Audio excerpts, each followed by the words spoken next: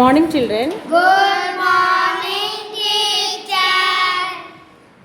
Okay, ఇక్కడ కొన్ని letters ఉన్నాయి. 1 by 1 చదవండి అమ్మా. గౌతమ్ చదవమ్మా. Q P B D. Very good అమ్మా. రాహుల్ చదవమ్మా.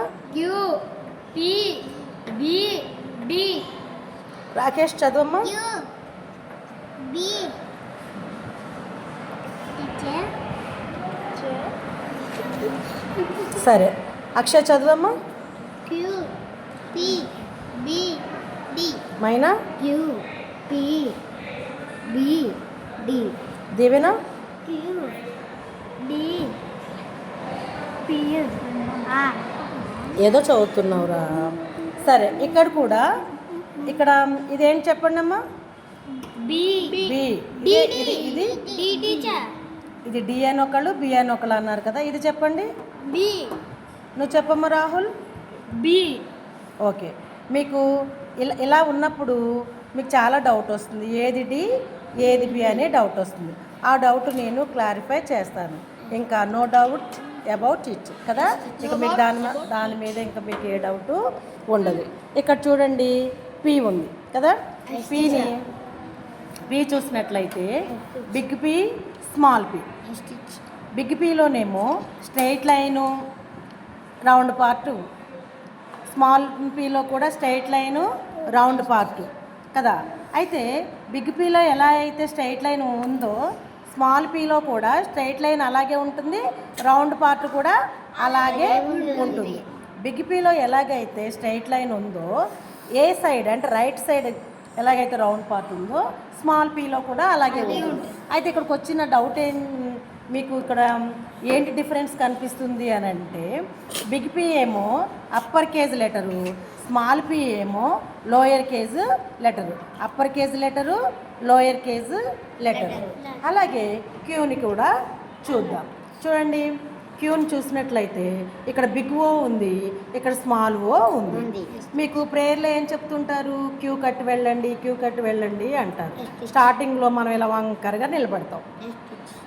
తర్వాత అలా సార్స్ చెప్పిన తర్వాత చూసి సార్స్ చెప్పిన తర్వాత మనం ఏం చేస్తాము?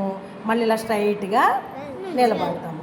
బిగ్ క్యూకి స్మాల్ క్యూకి తేడా ఏంటంటే, బిగ్ క్యూలో పెద్ద ఓ ఉంటుంది, స్మాల్ క్యూలో స్మాల్ ఓ ఉంటుంది. అయితే ఇక్కడేమో మనము స్టార్టింగ్ కాబట్టి సరిగ్గా నిలబడము, ఇక్కడికి వచ్చేసరికి స్ట్రైట్గా చక్కగా నిలబడతాం కదా. అంటే బయటకు వచ్చేసేసి ఈ ఓకి పక్కగా ఇలా స్ట్రైట్గా చక్కగా క్యూలోనే మనం నిలబడి ఉంటాం. అయితే ఇప్పుడు మనం చూడాల్సింది బిగ్ క్యూని, స్మాల్ క్యూని కాదు.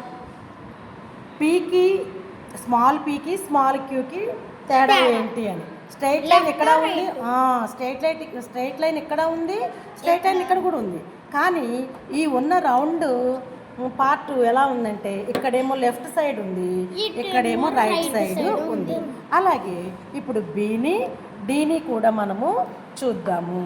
బి చూడండి, బిలో రౌండ్ పార్ట్స్ 2 ఉన్నాయి. బిగ్ పీలో రౌండ్ పార్ట్స్ 2 ఉన్నాయి. స్మాల్ పీకి వచ్చేసరికి రౌండ్ పార్ట్ ఒకటే ఉంది. ఏ రౌండ్ పార్ట్ లేదయ్యా అంటే పైన ఉన్నటువంటి రౌండ్ పార్ట్ లేదు.